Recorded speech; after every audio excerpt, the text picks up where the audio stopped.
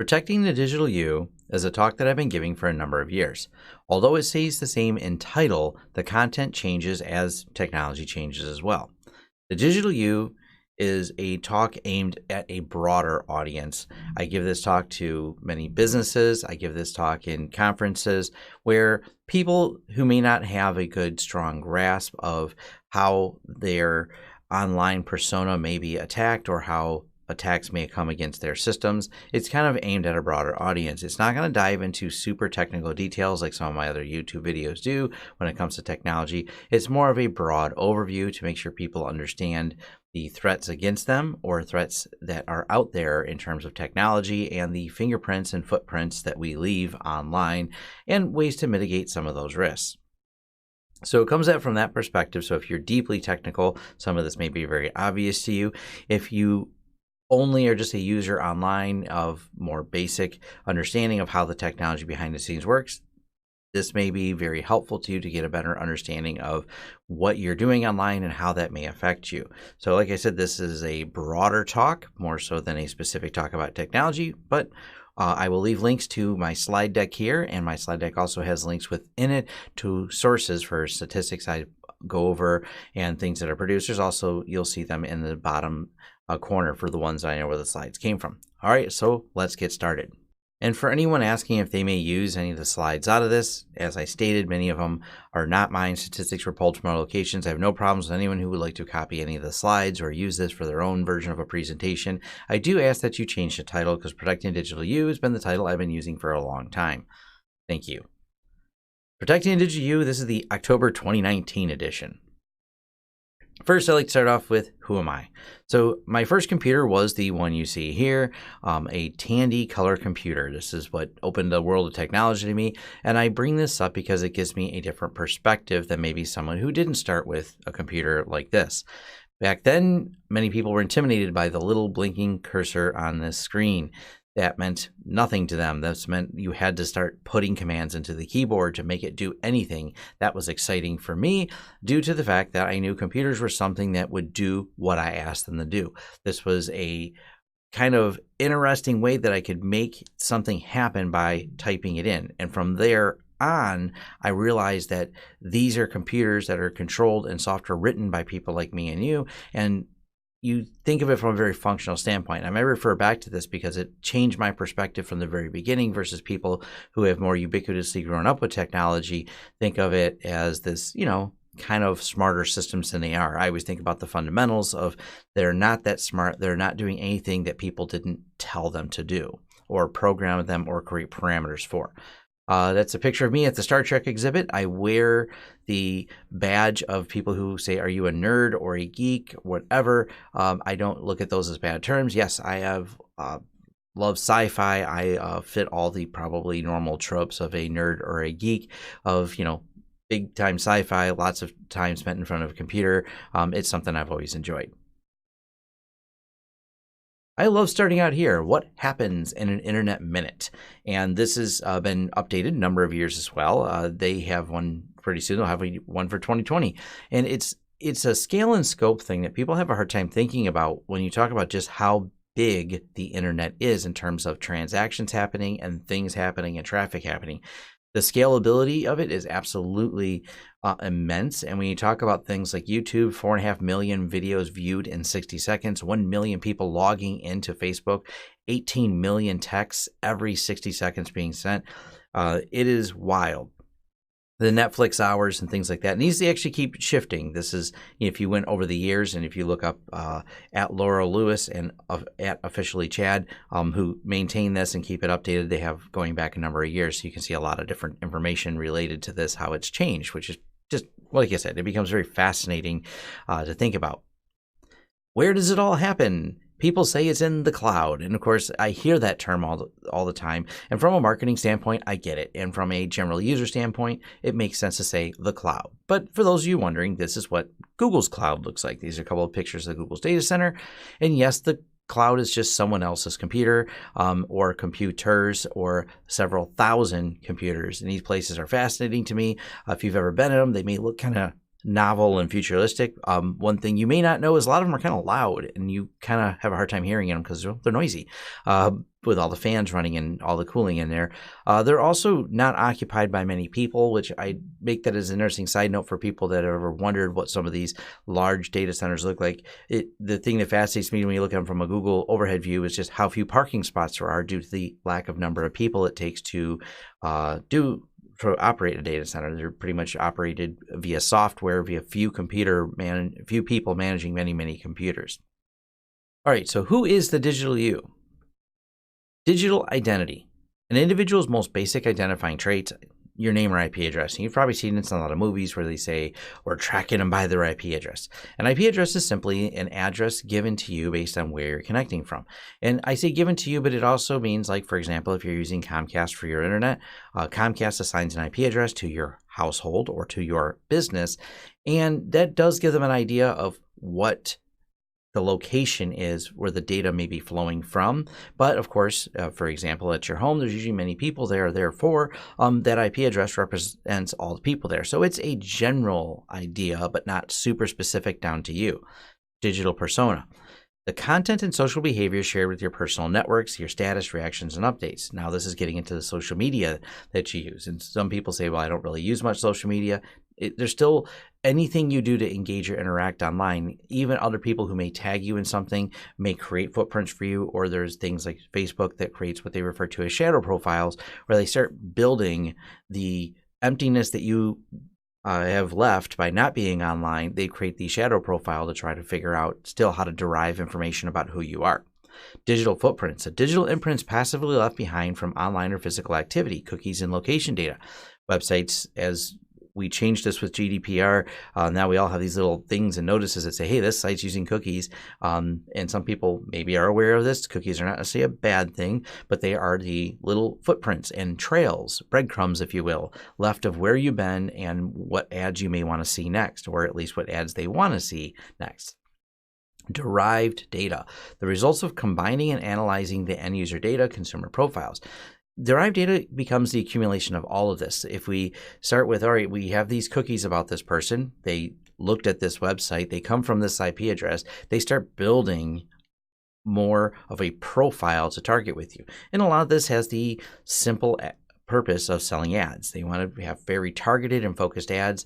And I don't ever assume that these are good or bad things that are happening. I like to raise awareness of them. I don't like to personify them in any ways or ascribe agency to them. They are just data at that point. Now, people may use this data for bad reasons or good reasons, but there is no agency to the data itself. I always like to start there, that I'm not trying to make assessments or assumptions on it, but there is a trade we always have of watching ads, and those ads allow us to, well, maybe watch this YouTube video, for example. There may be some ad that you've seen, and that ad was targeted based on some type of derived data they had, hopefully an ad you wanted to see, which not to say this is bad. I kind of like seeing ads that I'd want to see versus ads I don't want to see, because sometimes there's something on sale, and if it's something that I'm interested in, there can be something good from it. The other side of this is building these profiles in a way that is very opaque to you, can be very dangerous to try to manipulate you. So there's both sides. There's no agency within the data itself. It all comes to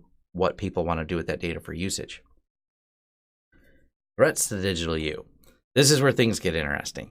So identity theft has been around longer than the internet. It's the internet, of course, has made this easier, more anonymous, and more remote, because people used to steal mail back in the 80s was a thing I used to hear about when I was a kid, and the idea was you could steal the mail and impersonate and get a credit card in someone's name and wait for that credit card to get sent to them, and then not let them open it or know it happened and get it to a different address, et cetera, et cetera. That was very physical, very much more work than it is today. Identity theft and credit card fraud are still huge problems online, but there's actually, I'm not going to say been a complete drop in the rates of it, but it's become less profitable due to so many companies being breached. The more and more companies, and especially large ones such as Equifax, losing all their data, has actually pushed down the, let's say, black market, as they would call it, for selling these IDs and things like that.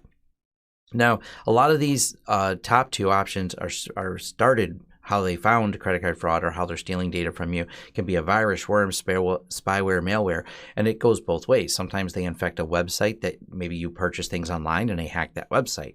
They get someone in the office to click a virus, worm, or spyware, malware, and attack an office from someone who has privileges to the credit card data. They attack the systems, the point of sale systems that you may use at a restaurant or even your system, and set up something on your system that watches for something to happen. So they know that you use your credit card online. If they infect your system, they have watching spyware that may watch for you to put a credit card number in. They understand the transactions, they gather up this data, and then they'll later use it to either identity theft or credit card fraud against you.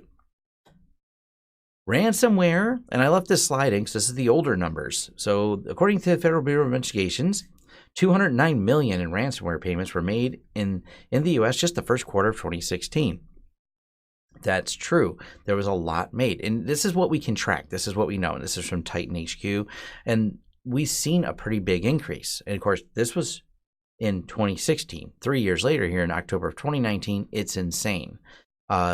It's one of those things where ransomware has become very, very popular. The concept of ransomware is they're going to send you a file, send you something, a phishing link. They're going to get you to click on it. And when you click on that, let's say you have privileges that give you access to all the documents on the network of your business, they're going to make some determination to what they think that's worth, or maybe the ransomware isn't that smart and just kind of throws a number out there, but they're going to have a ransom.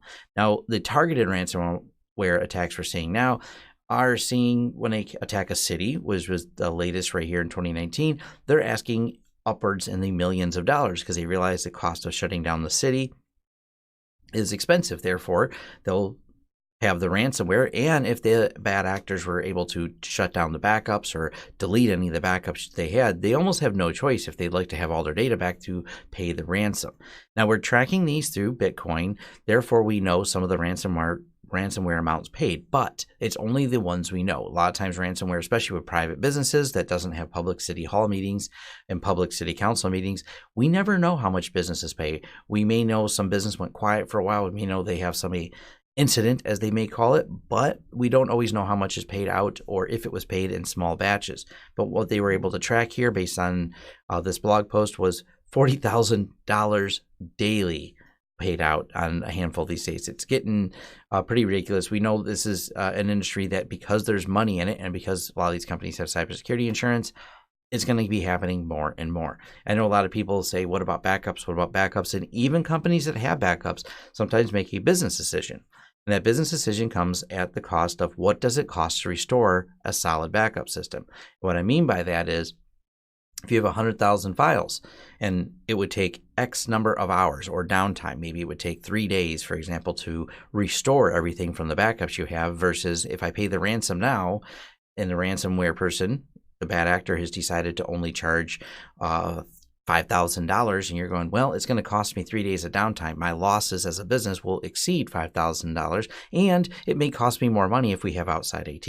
These are challenges that are done all the time, but there's more to it. There's also the compliance factor. Once someone has gained access to your system, I have seen companies make this statement of they're in the medical industry, they're under, for example, the HIPAA rules that they're supposed to be following, and they'll say, well, no data was stolen, it was only ransomware.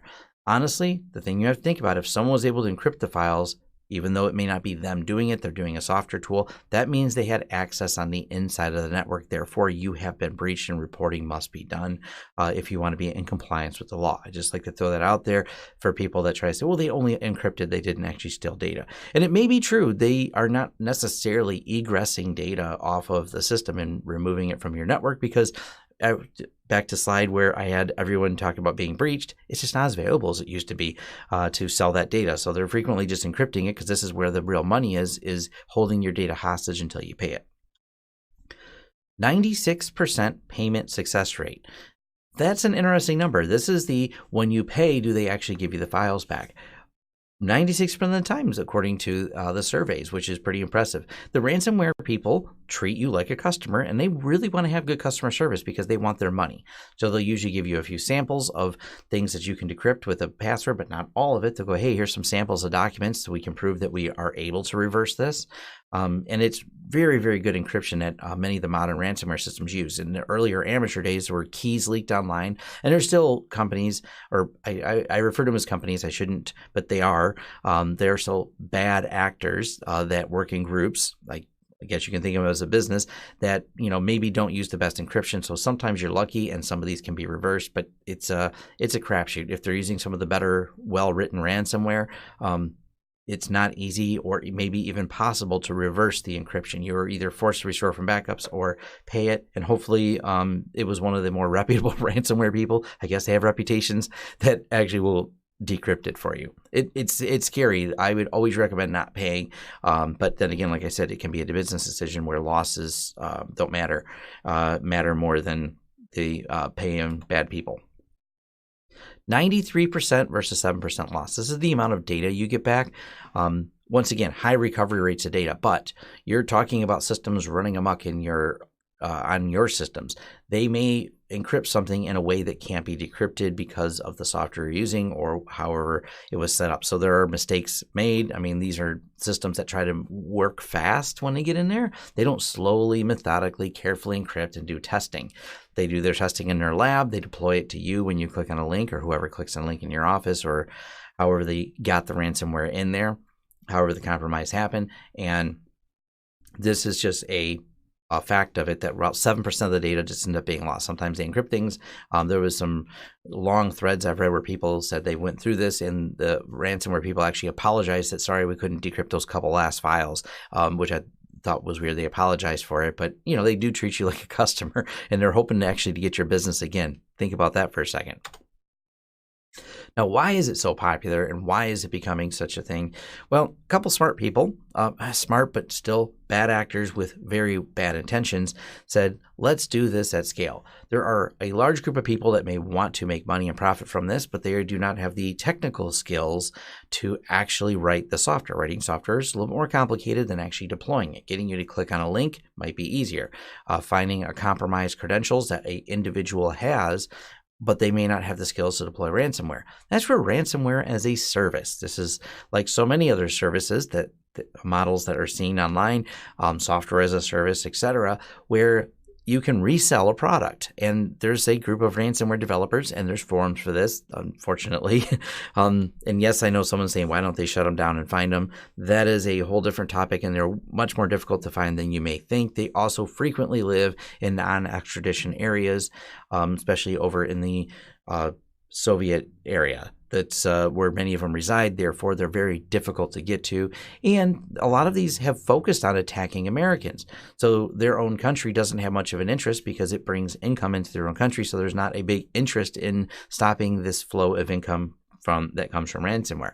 So these developers have created a ransomware as a service where they have affiliates, partners. The partners have the victims targeted, and they just want a percentage of it. So it's definitely a interesting black market that is following standard business practices of, how do you grow and expand? And a lot of their attacks have gone against IT providers lately because they know that scale is even bigger. So if you attack someone who is being the IT provider for a larger group, and this is what happened, for example, in Texas, and then again to these 400 dental offices. Well, I both have videos on my channel related to that.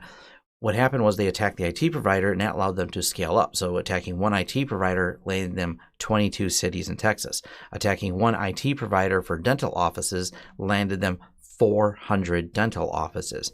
So it's a scaling thing.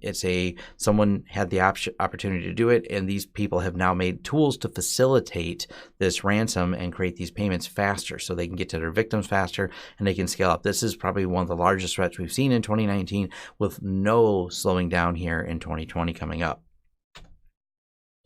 Now, a lot of these are a combination of phishing and spear phishing. This is frequently, whether they're attacking the IT provider, whether they're attacking you as the individual, this is how a lot of it starts. Social engineering, and that comes at the expense of sending you an email that seems pretty plausible. So let's talk about that.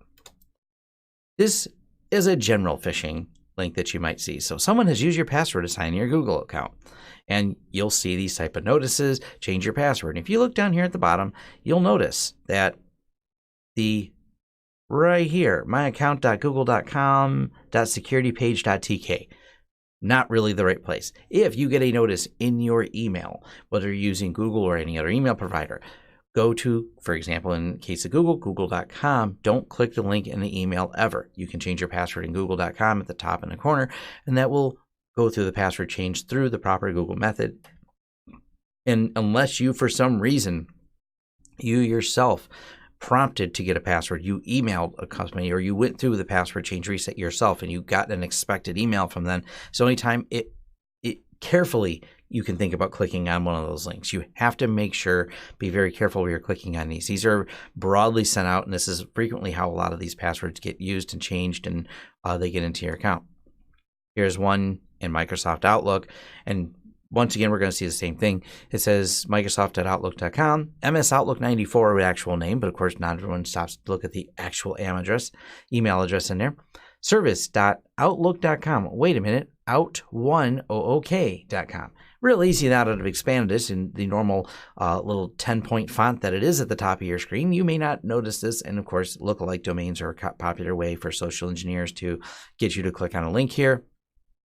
And once again, it's, msoutlook.service.outlook.com. And of course, when we look closer, it doesn't look much like a one, but you can see how this can quickly become confusing. And once again, it's similar password expired links. They're creating a sense of urgency, suspicious keywords. For your account security, your current password cease to work shortly. That means do this now. Don't wait and look at this. Hurry up. So these are those type of broad email attacks we see, phishing attacks. And of course, Netflix.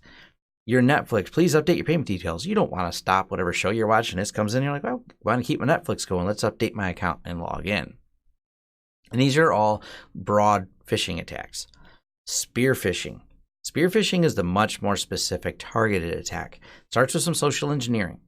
They can look you up on LinkedIn, maybe your Instagram, Facebook. I left Google Plus in here, but yeah, Google Plus is now defunct, but there's probably some data floating around somewhere. Maybe you had posted inadvertently or purposefully, and they can start learning who you are, what you do, and what might be interesting to you. Maybe you complained about coworkers on Facebook, and someone would like to send you an email about, hey, check this picture out of so-and-so. I'm sending to you this anonymously. You can start building profiles on people online and start social engineering them. And these do include phone calls. We have seen attacks like this where the attackers, in speaking perfectly good English, whoever they hired or however they've done it, if they weren't in the States, they clearly have someone that can speak articulately and talk you into things or give you information. We've even seen where companies have good, solid policies for company email where it's very filtered, it's very well protected to stop things from coming through in these bad links. So what they do is they go, oh, did you get my email to, let's say, we'll use a city as an example. They look through the city meetings notes. They find some information. They say, hey, I'm on the planning committee for that thing that just got approved, the new building going in. Could you open my attachment? What is that? How do they find this out? Well, like I said, they read city council meetings. They know there's a new project. You say, no, I didn't. And they know you can't get it because, oh crap, the system filtered it. So they're like, hey, can you just do me a favor and open it on your personal Gmail? Can you log in your personal Gmail or maybe a Yahoo account and open it so we can really get this approved? I know the city's excited for it, et cetera, et cetera. They'll sit there back and forth on the phone and get them to open it up in their personal email and then infect the computer. This is one of the reasons why it's important for businesses to not open personal emails. I mean, they put a lot of effort in filtering the company ones. Having your end users open personal emails can open up a big threat. And never think that these threat actors, when they want to target you, are not doing something along the lines of that, of actually taking the time to call. We've seen it. We've seen them register domains very similar to businesses. So we work a lot in the transportation market, and we've had transportation companies where they transposed the I and the O in transportation, registered a similar name, but transposed two letters in that domain and then pretended to be the CEO of that company and send emails out to back and forth with people who thought they were talking to people at the company. And they had set it up to an elaborate scheme to get them to switch payroll companies. So this is a real problem. Spear phishing is very, very real. And don't think your company's immune to it, because many small businesses are the biggest targets of this lately, because larger companies develop process and procedures because of these attacks that were popular with them, leaving the smaller 20-person office frequently getting targeted for things like this because they're used to doing things the way they do them. And they're like, oh, yeah, so-and-so from sends an email all the time related to changes. I'm used to processing orders this way. That's fine.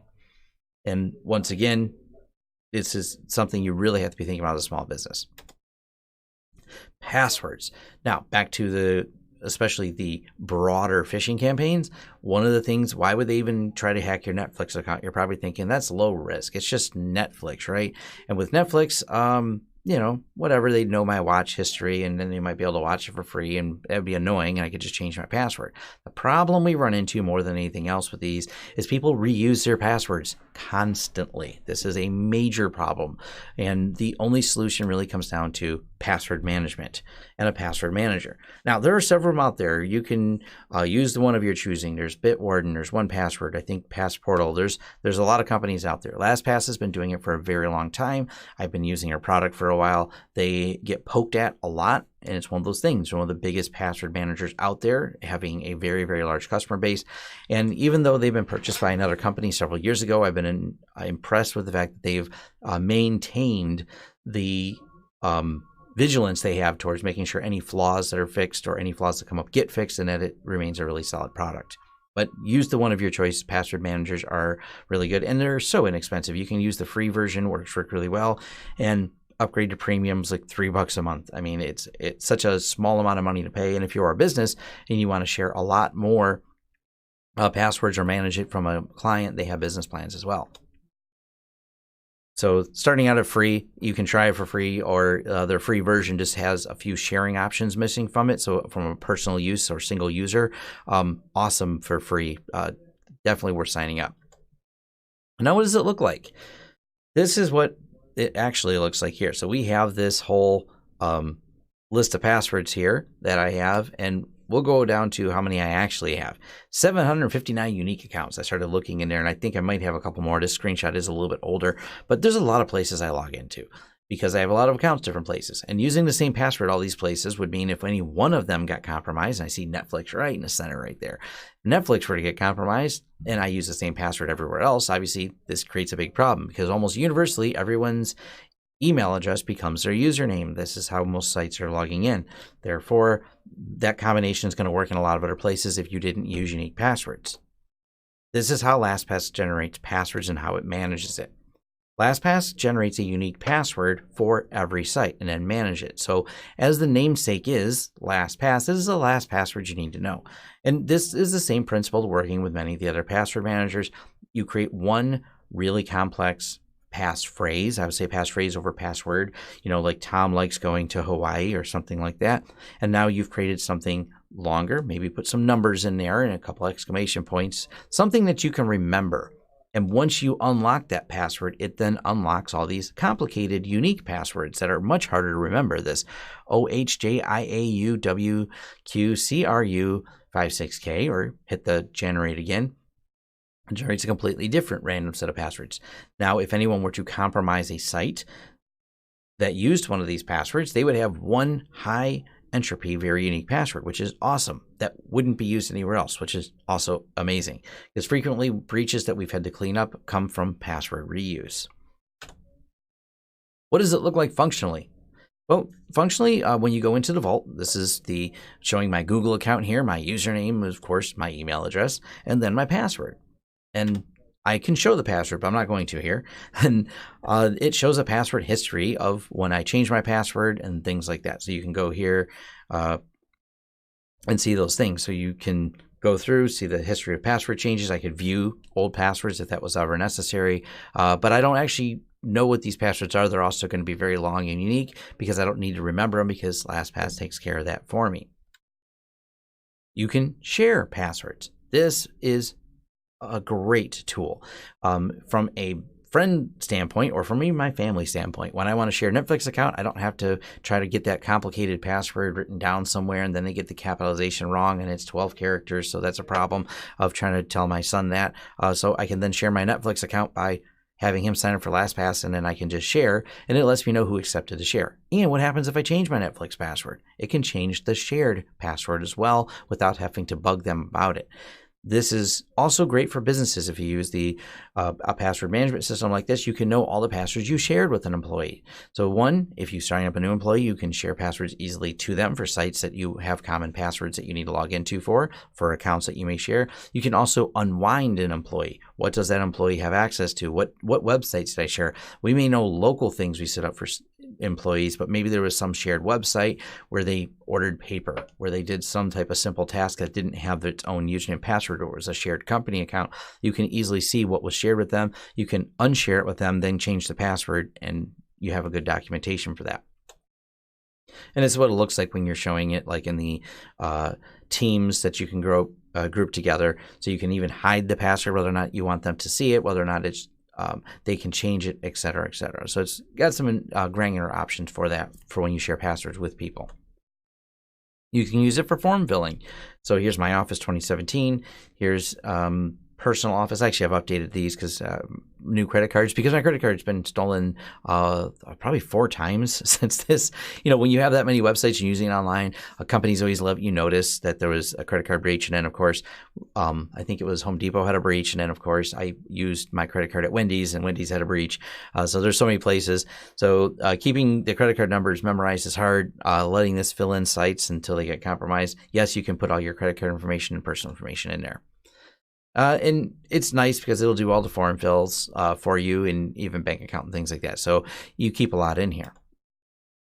And it does support, and we're going to get into this, 2-factor authentication, which is important because obviously if someone gets your master password, unlike LastPass, they could go a step further and start, you'd thinking, Tom, they have keys to the kingdom. They actually need 2 pieces of things. They would need my Google Authenticator, and we'll talk about that next, what 2-factor authentication is. So they actually need 2 factors to get into this. And the other question that comes up all the time is, what about LastPass? Would they be able to see my passwords? And this is where LastPass is a very interesting product. They figured out from the very beginning that they don't want your passwords, and they use a very complex encryption algorithm where they never decrypt the passwords. They store only the encrypted back end of the passwords. I'm not going to get into the absolute technical details, but it's been well audited and well vetted. They've gone through, several audits by third-party companies to make sure that they're doing it properly, that they're doing it right. But by only ever decrypting it in your browser, they don't have it. And what they learned early on when setting it up, the person who found LastPass, was if they had the passwords, they could be compelled by governments, they could be attacked by bad actors, and holding on to people's passwords is a very dangerous thing. So by only hanging on to the encrypted, what we refer to as the encrypted blob on the back end, they mitigate that risk. They can not be compelled by government to give up your password. They cannot be attacked and compromised and give up passwords because they don't have them by not having them. This is also why it's so critical that when you set up LastPass, that you make sure you don't forget the password, because there's not a reset option. They don't know your master password, because knowing it would give them access to your passwords. So if you need your password reset, you have to reset your account, like delete it all, and you lose everything in there. So there is a danger to this, of course. There's a convenience trade-off. People do forget passwords. Don't forget your LastPass password. Also, if I were to lose and not have backed up my Google Authenticator, you make sure that there's a process by which you can recover at least your second factor, because you need 2 things to get in my account. You need my master password, which is really long, and then you would also need my Google Authenticator account. So what if I don't have my Google Authenticator because it's on my phone and my phone gets destroyed? There's a recovery method for it. So you have to be careful when you're setting it up, because I could potentially lose all 759 passwords that I showed in there. So something to think about. So there's a good and bad. The good is you're not reusing passwords. It makes your life a lot more convenient. And hopefully you're not saving in browsers. But the bad is, if I lose these things, or if I forget my master password that I do not have written down, so a good bonk to the head could cost me all of my passwords as well. What does it look like functionally when you sign into a website? So we see these little dots. That means I have a login ready. So there's my login right here. So you can sign in right here and go, okay, cool. Here's how we sign in. We click it and it'll fill in the password for me. I don't know what those passwords are. What about social media? Yeah, works fine. I actually have more than one Facebook account. Back in the day, you had to have you didn't really have the business pages, but I still have the login when I created one back in forever ago with PC Pickup versus my other Facebook one. And you can label them as such. And because I have 3 different logins that I was using, there's .3, and it has each one of them, and each one of them has a completely unique password. So, matter of fact, they don't have the same username either, of course. So, different username password combinations can be saved for a single site, so you can sign in and out of a site for different things. Two-factor authentication. This is critical. Like I said, it's supported in LastPass. It's pretty much supported universally at all the major websites you go to: Google, Facebook, Amazon, Microsoft Office 365, and many of your business applications. So pick any two: something you know, something you have, something you are. So what you want to make sure is that you have different methodologies by which we can verify who you are. So that methodology is perhaps a rolling number in certain authentication methods, and a rolling number is referred to as TOTP authentication, where every 60 seconds, or is it 30 seconds? Yeah, 30 seconds, the number changes. That number means something on my phone changes, and you have to know what those numbers are at that moment. So when I log in, I'm prompted for that number on my phone, my Google Authenticator number, and I give that number and it lets me log in. So I had the username, I had the password. So what if someone breaches that site? They have the username, they have the password, but they don't have that rolling number. Therefore, they don't have access to it. Biometrics are another option. Biometrics are something you are, where you have username, password combined with a biometric, like a fingerprint. Now, same thing. Someone gets your username, password. As long as they don't have your fingers, you're good. There are also third-party companies. This is a screenshot from Duo. Duo is a pretty neat company, and there's other companies that have copied them. I'm just bringing them up because we've used them many times for many of our clients. Duo is a dual-factor authentication system that prompts your phone. So when you log into certain things, and we've set this up for like people's computer logins, someone logs into the workstation, your phone turns a green or red button. Pretty simple. Green means continue logging in. Red means stop. And I've reminded people, especially when I'm doing this talk in a conference, that if you're sitting here and you're watching my conference and you're not at work, but someone prompted to log into your workstation unexpectedly, don't press the green button. You now know two things. If that green button comes up and you're not at your workstation and you're not the one logging in, that someone has your password, that you should change your password, and the red X stop them from getting in. We have had this where people use common passwords or weak passwords, and the guessing systems out there guess their password. You now know your password has been guessed. But the good news is you haven't got to the point of compromise. You've stopped them from getting in by hopefully hitting the red X. I've had people call us wondering if they should hit it, and we've no, stop everything you're doing. Don't hit it at all. At least they took the time to call us or call our help desk for that. But yeah, this is an indicator that you may have been compromised. Well, not an indicator that you have, pretty much a notice that you've been compromised would probably be a better way to describe it. So unless you're the one logging in, but these are kind of nice systems to be able to have that. So how do you do this in Google? Google offers this two-step verification. If you go to Google, go in the top corner and click on security, there's an easy way to turn it on. And of course, they support a few different ways, including, and I brought up physical security like your fingerprint, but they also support these things called YubiKeys. YubiKeys are a physical device that has to be plugged in your computer, like a little USB device that will plug in and allow someone to authenticate. So you log into Google, you plug in a YubiKey, and it now lets you be secure. You unplug it, and now it logs you back out. Microsoft, of course, supports this as well. They have an application called Microsoft Authenticator, so you can log into your Office 365, and it's going to ask you for these numbers here. I think that's how it still goes. It's you get these and you set the numbers up. They also have another prompt one that you can do, but you get the idea. Microsoft does support this. Facebook supports it. You don't think about how critical your social media might be. Maybe you just use it to post silly things and cat pictures, but it may be somewhat important to you that people don't assume your identity. So having it turned on for all of your two-factor, for anything that's supported, Twitter, Facebook, etc., it is supported. Unfortunately, to this day, and here in 2019, Facebook still doesn't use a normal authenticator. I'm sorry, Twitter doesn't. Twitter wants to send you a text message. To me, that's better than nothing, but still not great. And this has caused many compromises where people from targeted attacks will clone your cell phone. They'll contact the cell phone companies and get them to switch where your text messages go by cloning a phone, and therefore be able to have access to you via a SMS message. This is dangerous, but it's better than nothing. So I still recommend turning it on, even though it's not the best methodology.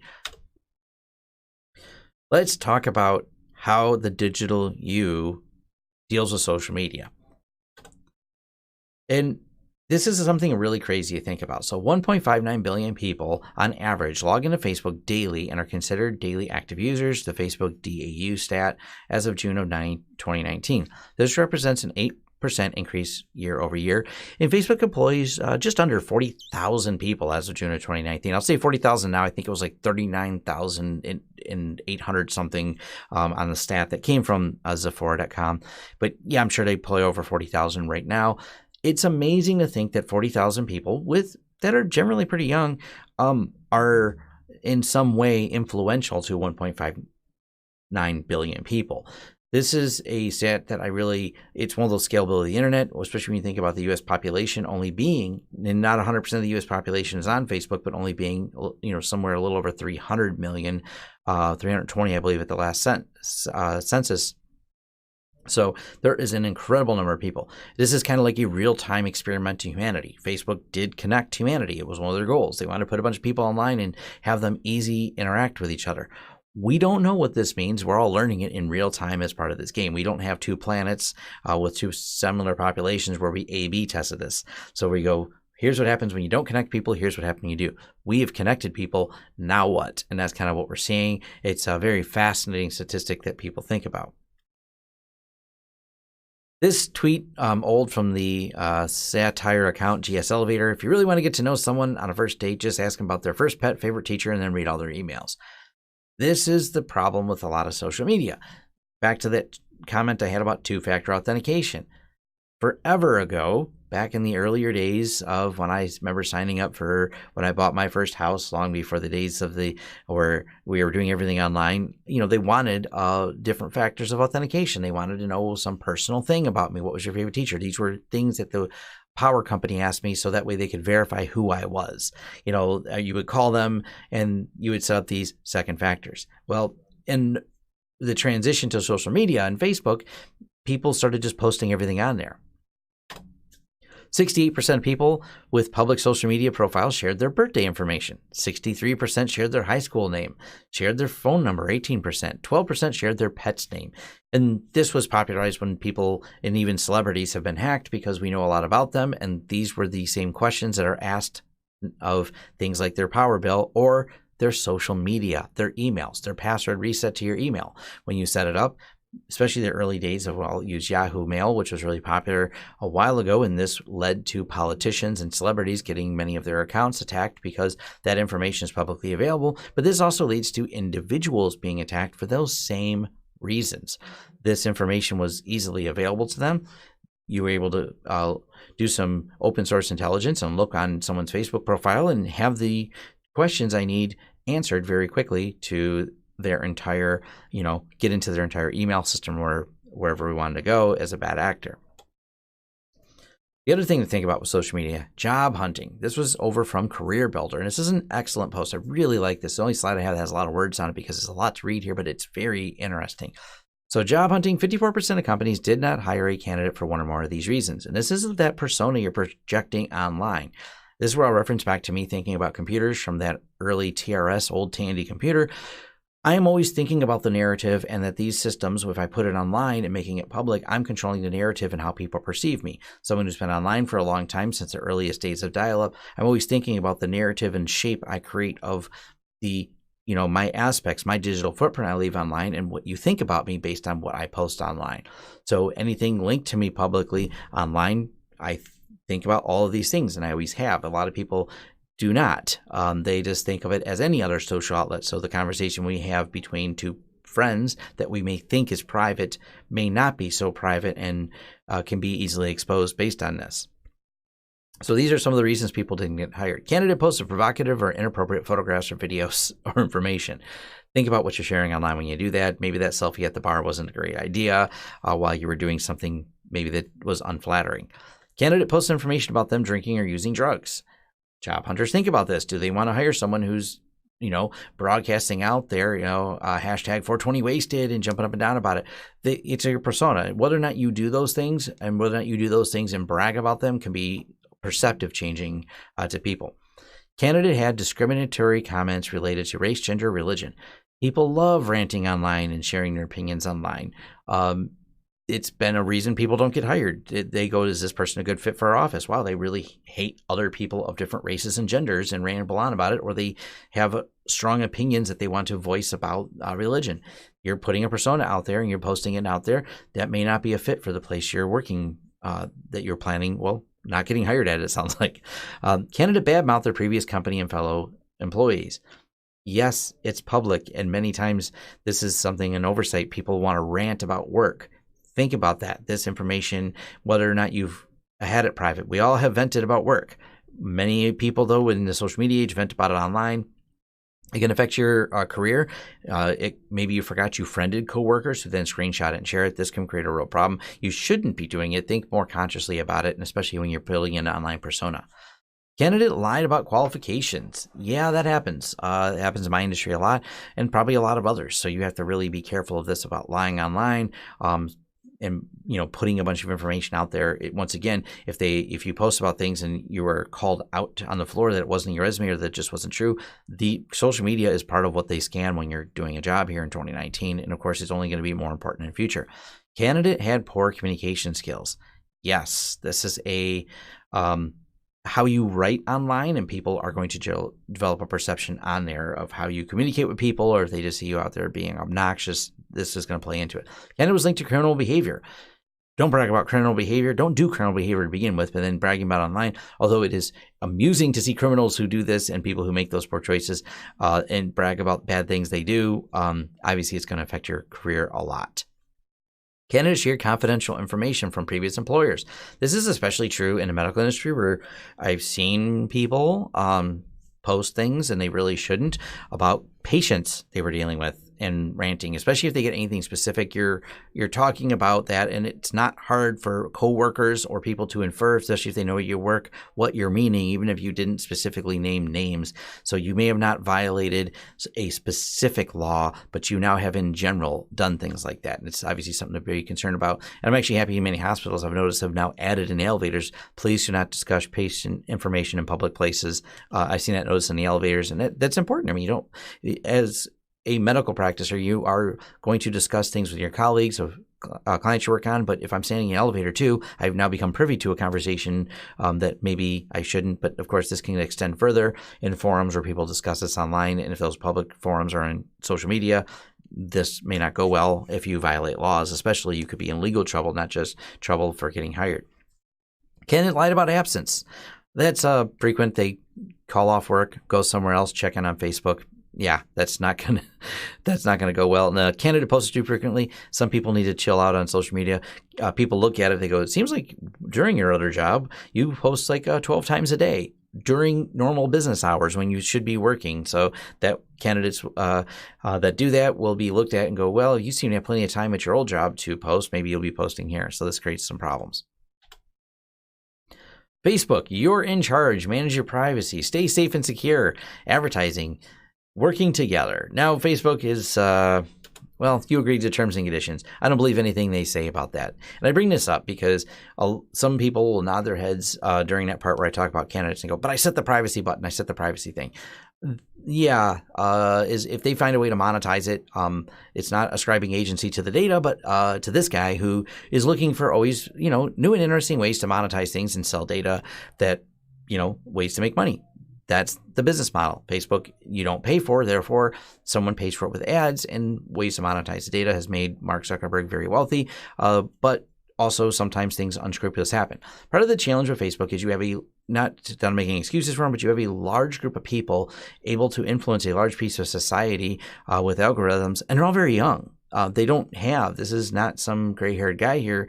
This is someone who's, grew up doing this, has been doing it for a while, but they're not people who understand the ramifications or have a lot of wisdom in this. Not to mention, it's also one of those 1.59 billion people. We've never done anything. We've never connected this many people at once. So it's like a big science experiment that they're playing games with. And, we don't know what's going to happen next. But we do know that although they have this whole button about being public, that we learned that many companies had access to some of this data. Now, unfortunately, I can't do a live demo of this site because StockScan was very recently blocked because Facebook used to allow this. And enter the profile link a person you want to check. You could choose some options here. and a lot of options. And what this is getting at is you could say things like, show me events Tom checked into, show me hotels Tom checked into, show me Tom's classmates. And it would then allow through, this is not actually wasn't done on Facebook. This was referred to as their Facebook graph search. For a while, this was public facing, and it allowed people to use StalkScan to very quickly pull a lot of that data together. Now, just because they blocked access to StalkScan recently doesn't mean there won't be some other way for this data to get pulled back out, or that other companies besides StalkScan, which was set up completely just to prove the point that there's so much data about you. It wasn't even a paid service. It was someone's project to just show just how much data could quickly be correlated about you just off of Facebook and check-ins and filtered in search, because Facebook directly didn't have a great search engine, still doesn't, to find something you had done previously, but you could go to StalkScan and try to find something specific that you posted on a certain date and it could pull it up, which I always thought was really wild that they were able to index it that way. Well, and it may come back again. So just as of right now, I know it's blocked. That could change. My rules for social media: if you don't want it online, don't post it to social media sites. You don't want your parents to see it, don't post it. You don't want your kids to see it, don't post it. You don't want your employer to see it, or potential employer, don't see it. You don't want some AI or machine learning system to see it, don't put it online. The rules are really simple. I think about this all the time. I think about this if I were to, even before I take the picture of something, I think, is this something I'm going to post? Is this something for personal, or do I want to post this? What is the persona what is the perception, I should say, that people will have of me by posting this, past, present, and future? It's a hard thing to think about, but constantly thinking about it and being vigilant about it will help protect yourself online. And once again, hopefully in the future, I won't have you don't want to have regrets. It's hard. It's really hard. I'm not saying that's going to be possible, but don't post it if you're not sure, by the way, don't post it. That's one of my other things. If I'm not sure if this is questionable, I try not to post it. What if you didn't post it? This is one thing that Facebook so far, knock on wood, that they have stayed true to, is timeline attacking. You can say, who can post to your timeline? Only me. And what this is because on a daily, people think I need to be tagged in every silly thing they come up with, and maybe things I don't want to be tagged in. So I will at least try, as long as Facebook keeps allowing this, you can turn this to only me can do the tagging. This works really well because only me means only me. If someone tries to tag me, it comes to an approval, and I have to approve whether or not I get tagged in that photo. And then they can't post to my wall like they did before. So hopefully Facebook stays true to this, but obviously this is a challenge where someone decides to tag you in a photo. That's going to happen sometimes, but at least this is some mitigation for it as of right now. Protecting your devices. So we talked about having your phone be involved in a second factor authentication. Therefore, this is a targeted device now. And in some cases, I happen to own a Tesla. Happens to be the keys to my car. So keeping this thing locked down and secure is an important aspect. And pretty much everyone either has a Android or Apple device. This makes up the majority of the market. Protecting your devices with a pattern. This is your first bad idea.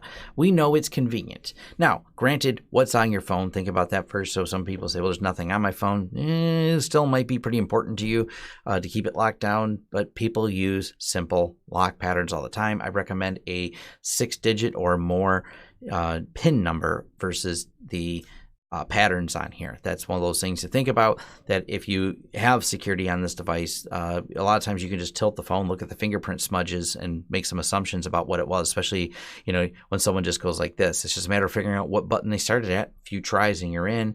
And most people, predictably, 44% of people usually start their patterns from the top left corner. 77% of users start their patterns in one of the corners. To one of the corners in general, bottom, top, right, or whatever. Most users use only 5 nodes, and a significant amount only use 4. And there's a whole write-up here over an Android Authority that talks about all the predictability of the lock patterns. And over 10% of the lock patterns were made in the shape of a letter, often representing the initial of the person or a loved one. So yeah, if for some reason they begin with a letter that's easy to make on there, that's just what people will gravitate to. Or at least 10% of the people. What about fingerprints? That's something you are. A couple things about fingerprints. The early models. Granted, I know this attack, someone's probably, raising a fist going, this isn't possible anymore, and you would be correct. The gummy bear attack was the fact that we found out that, yes, they're using not just pictures of your fingerprint, but they're using texture. Well, gummy bears have texture, and if you press hard enough on a gummy bear and then press it against devices in the early ones, they called it the gummy bear attack, and this was to defeat a lot of different fingerprint devices.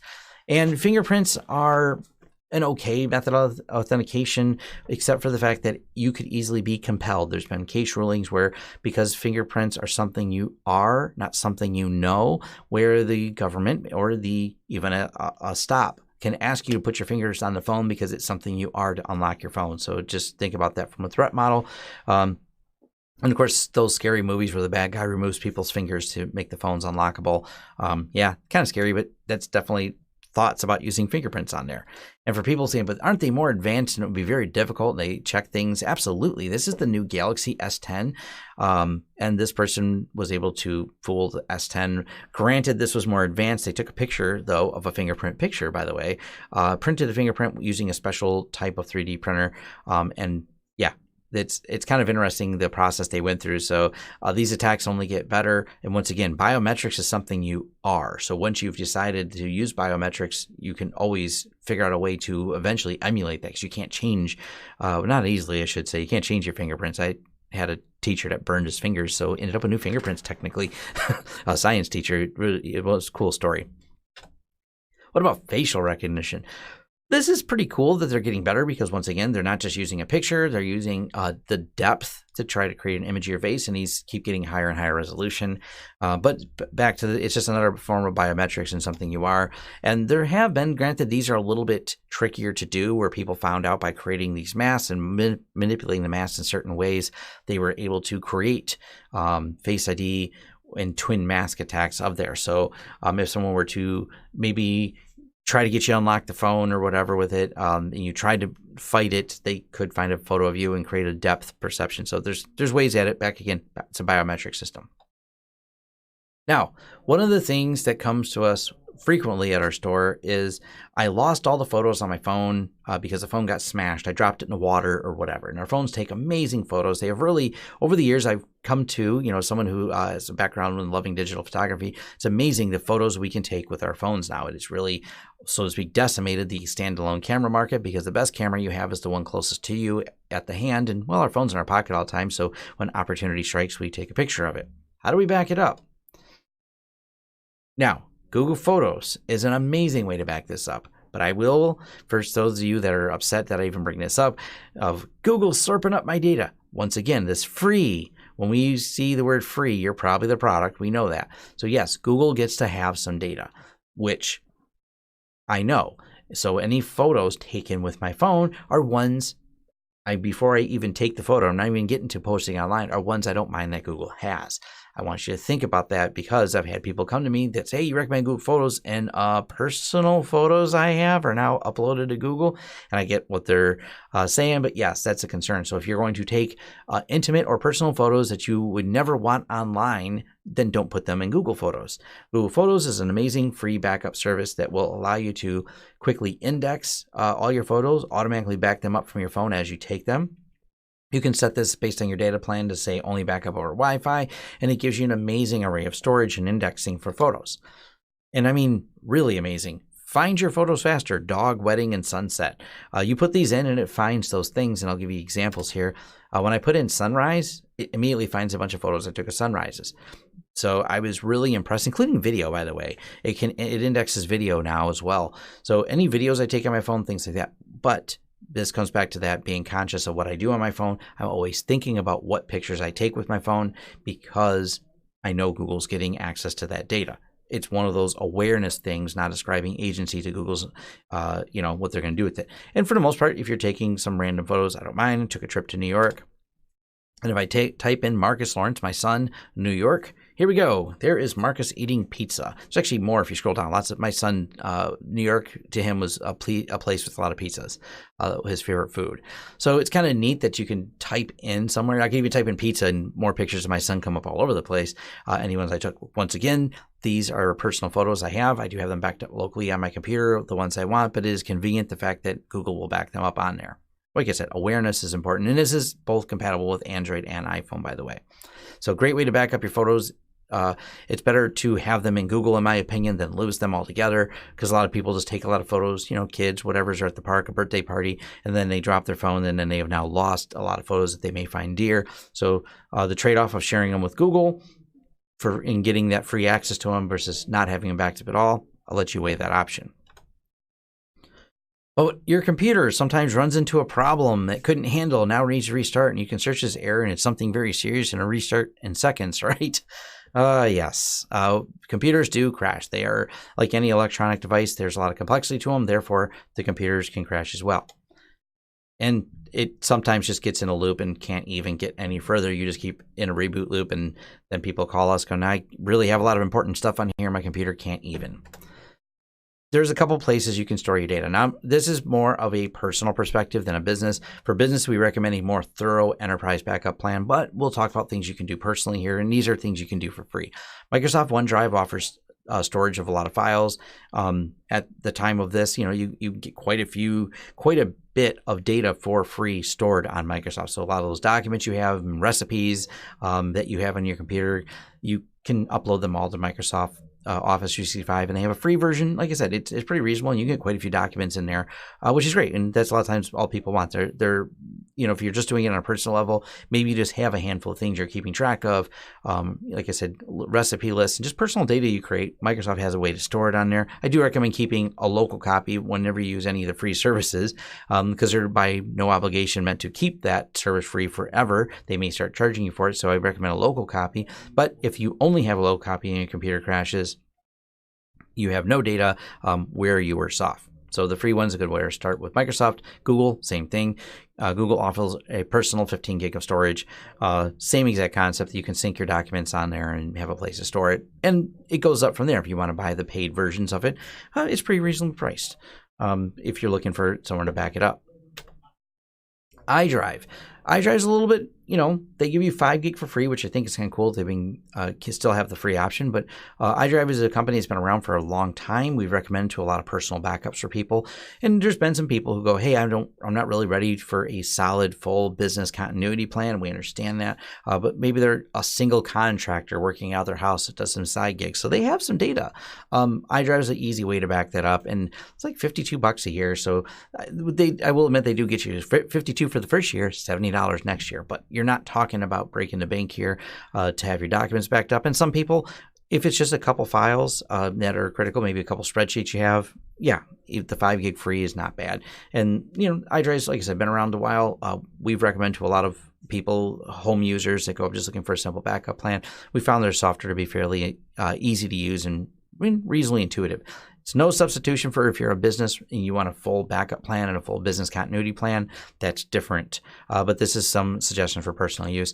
And the reason I bring them up compared to some of the other ones, they offer, if you get more advanced, they actually have encryption options, even with their most basic plans, encryption options to make them compliant. What that means is you encrypt the data before it goes up to the cloud.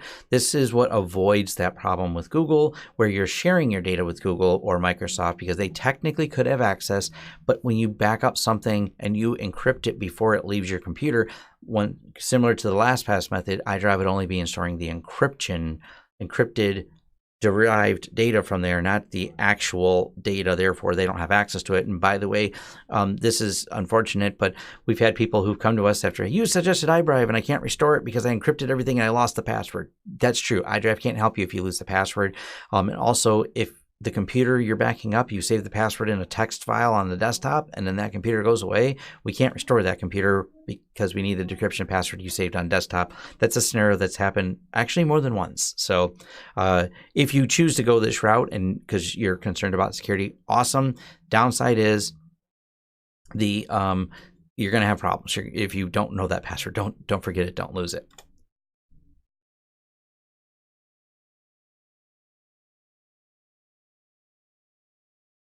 So this was my Protecting Digital You talk. Thank you if you made it all the way to the end of this video.